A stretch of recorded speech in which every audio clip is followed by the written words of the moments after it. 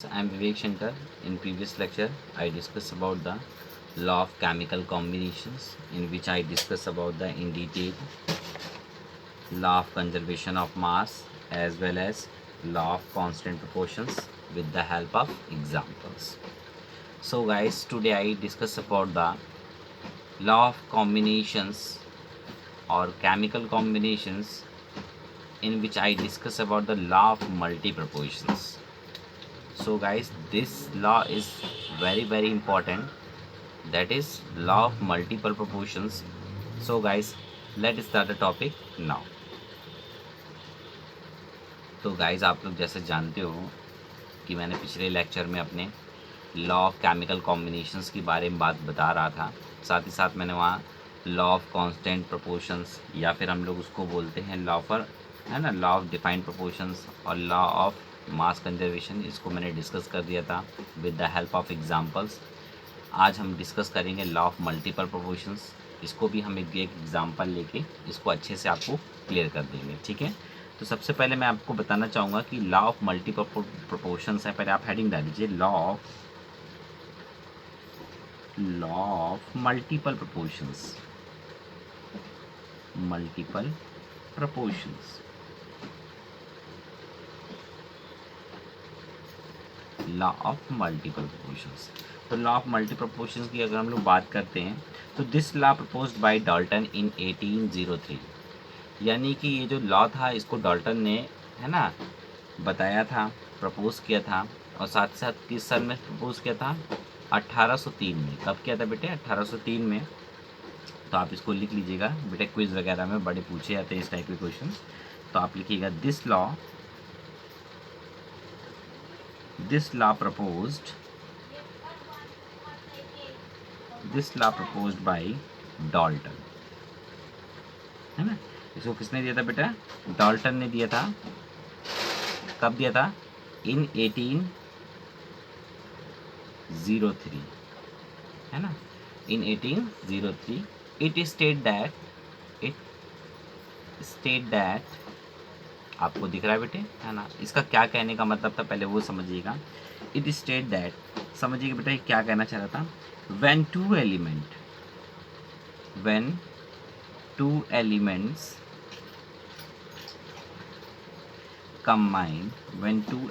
Combine, पहले लिख लीजिए आप लोग, when two elements combine to form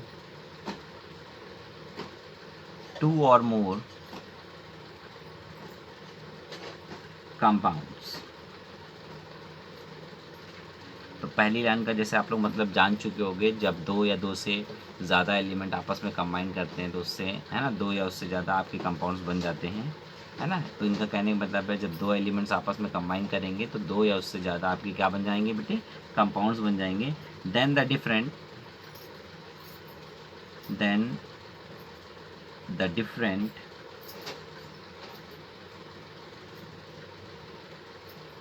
masses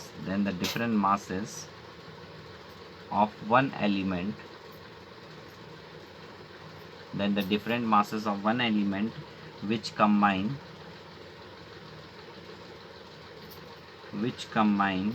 with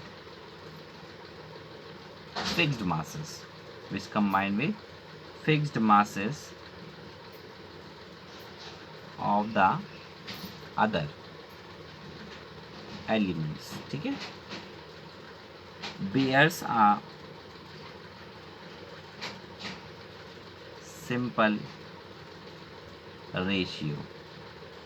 a simple ratio to one another,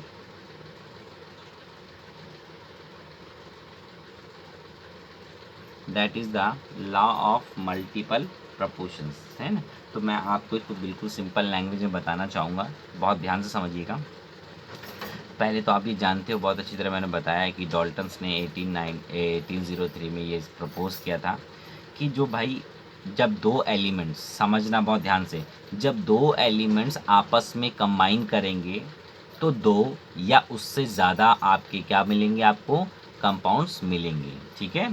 साथ ही साथ उसमें आपके एक एलिमेंट का जो मास होगा, समझना मेरी बात को, है ना, जो आपके एक एलिमेंट का मास होगा वो तो कांस्टेंट रहेगा, बट दूसरे एलिमेंट का जो मासेस रहेगा वो बदलता रहेगा, है ना, और एक सिंपल रेशियो में कंबाइन करेगा। जैसे हम आपको एक एग्जांपल लेते हैं, मान लीजिए वाटर ले लिए, ठीक है। अगर मान लीजिए आपका हाइड्रोजन प्लस ऑक्सीजन कंबाइन करता है तो बेटे आपका वाटर बन सकता है H2O। क्यों भाई, एक तो आपका ये बन सकता है, हो सकता है आपका हाइड्रोजन ऑक्सीजन से कंबाइन करके क्या बना ले बेटे, H2O2। तो हाइड्रोजन और ऑक्सीजन मिलके कितने ऑक्साइड बना रहे हैं बेटे, 2 ऑक्साइड बना रहे हैं। इसको तो हम लोग बेटे वाटर बोल देते हैं, और इसको हम लोग बोलते देते हैं हाइड्रोजन पर ऑक्साइड। क्या बोलते हैं, हाइड्रोजन पर ऑक्साइड। ठीक है। तो गाइज ये बात समझिएगा कि कहने का मतलब ये है कि when two elements combine to form two or more compounds, then different masses of one element which combine with fixed masses of the other, है ना। तो कहने का मतलब क्या है कि भाई जब दो एलिमेंट्स आपस में मिलेंगे, कंबाइन करेंगे, तो दो या उससे ज़्यादा आपको कंपाउंड मिल सकते हैं, ठीक है, या मिलते भी हैं। बट जो एक कंपाउंड का मास होगा वो फिक्स्ड होगा, और जो दूसरे कंपाउंड का मास होगा वो डिफरेंट डिफरेंट मासेस के बेसिस पे वो क्या करेगा, या रेशियो में दूसरे जो फिक्स्ड एल जिसका मास फिक्स्ड है उससे वो कंबाइन करेगा, ठीक है। तो और आपस में क्या रखेगा, एक सिंपल रेशियो रखेगा अपने और दूसरे के बीच में। तो ये बात मैं आपको बहुत डिटेल में बताना चाहता हूँ। जैसे मैंने आपको बताया कि हाइड्रोजन और ऑक्सीजन जब मिलेगा तो आपका वाटर बन सकता है, हाइड्रोजन ऑक्सीजन मिलकर हाइड्रोजन पर ऑक्साइड भी बना सकता है।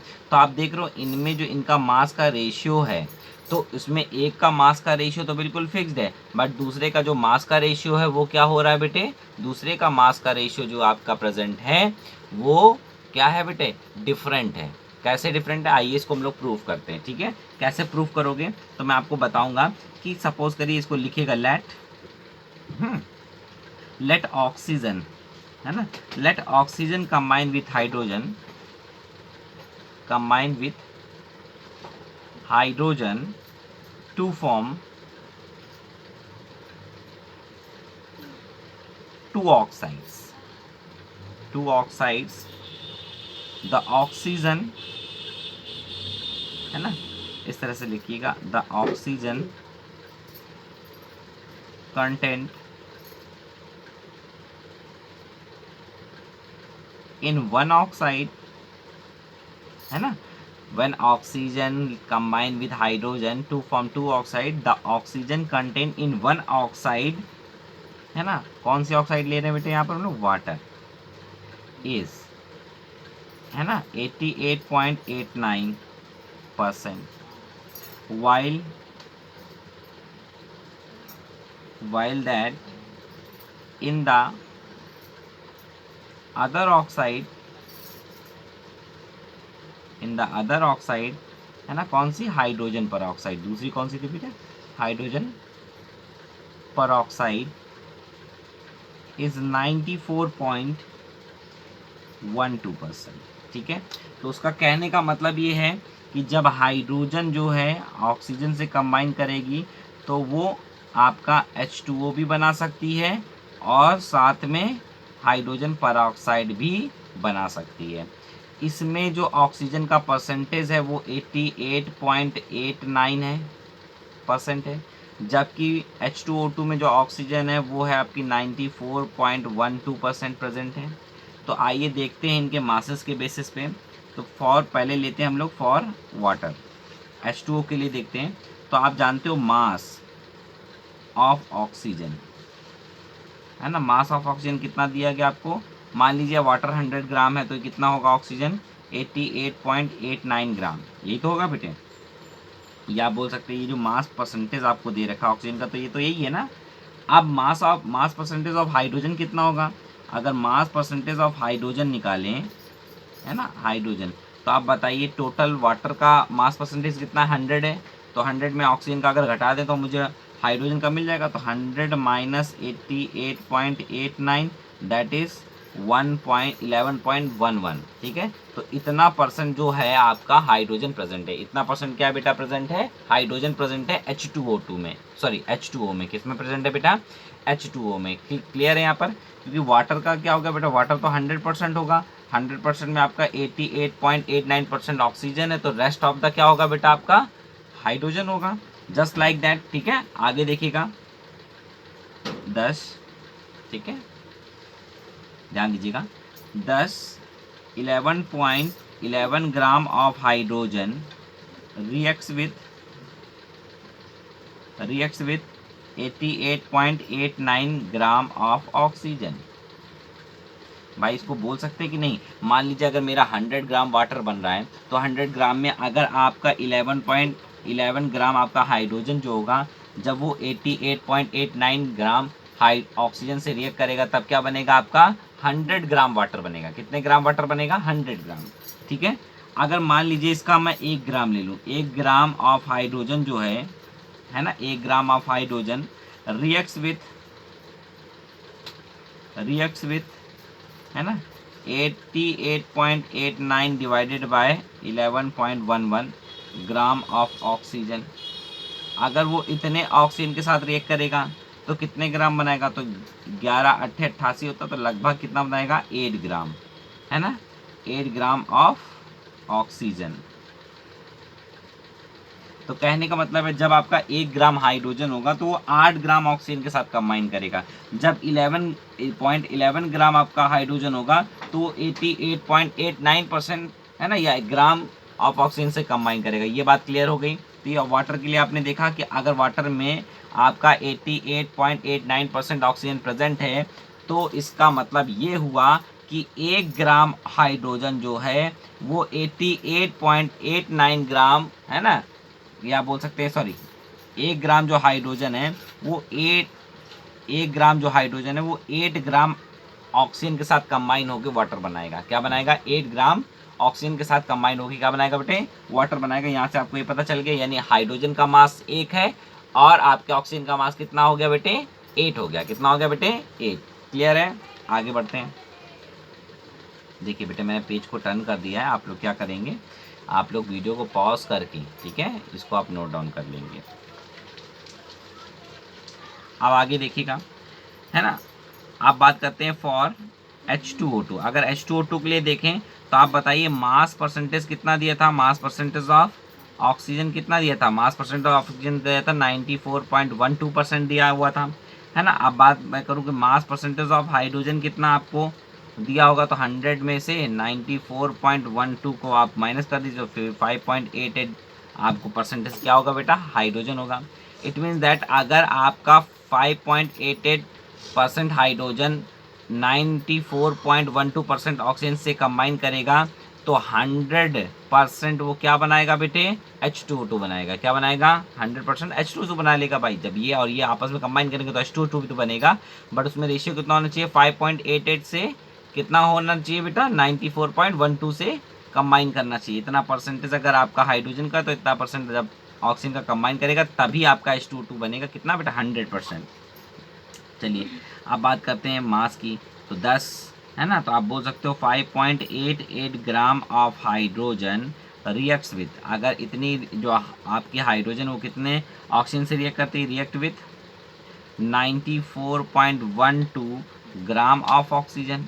क्यों भाई, इतने ऑक्सीजन से वो क्या करेगी रिएक्ट करेगी। तो अगर 1 ग्राम हाइड्रोजन लें, है ना, तो 1 ग्राम हाइड्रोजन है ना, 1 ग्राम ऑफ हाइड्रोजन रिएक्ट, मैंने गलत लिख दिया, ऑफ यहाँ लगेगा, ठीक है, तो मैं इसको काट रहा हूँ। तो आप लिखिएगा कि 1 ग्राम ऑफ, है ना, हाइड्रोजन रिएक्ट्स विथ,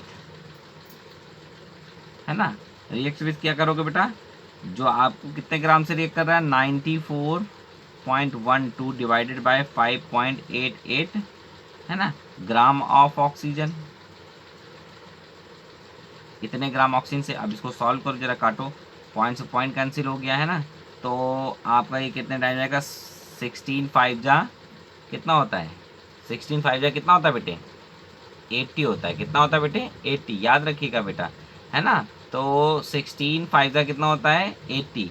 तो आप देखिए लगभग ये है ना आपका 16 टाइम में जाने वाला है। कितने टाइम में जाने वाला है बेटे 16 टाइम में जाने वाला है। तो आप इसको लिख सकते हो अप्रॉक्सीमेटली साइन लगा के 16 ग्राम ऑफ ऑक्सीजन। तो इसका मतलब ये जब 1 ग्राम आपका हाइड्रोजन जो होगा जब वो 16 ग्राम ऑक्सीजन से रिएक्ट करेगा तब H2O2 बनाएगा। मगर जब 1 ग्राम हाइड्रोजन अगर 8 ग्राम ऑक्सीजन से रिएक्ट करेगा तो H2O बनाएगा। तो आप यहाँ लिख सकते हो इनका रेशियो क्या होगा।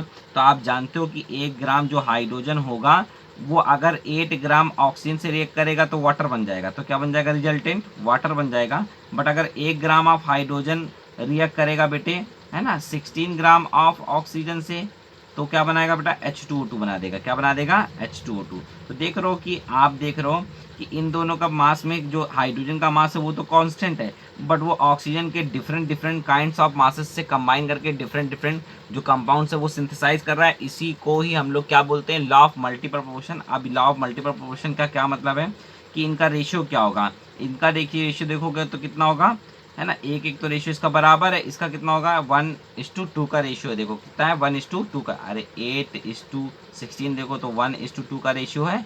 तो आप देख रहे हो कि इनमें कौन कितना रेशियो बेटा, 1:2 का रेशियो। तो आप बोल सकते हो, है ना, क्या बोलोगे, मैं यहाँ लिख देता हूँ, सिंस वन, है ना, 1:2 इज आ सिंपल रेशियो। यही क्या है बेटा, आपका सिंपल रेशियो है। किसका बेटे, the law of multiple proportion, multiple proportions is supported by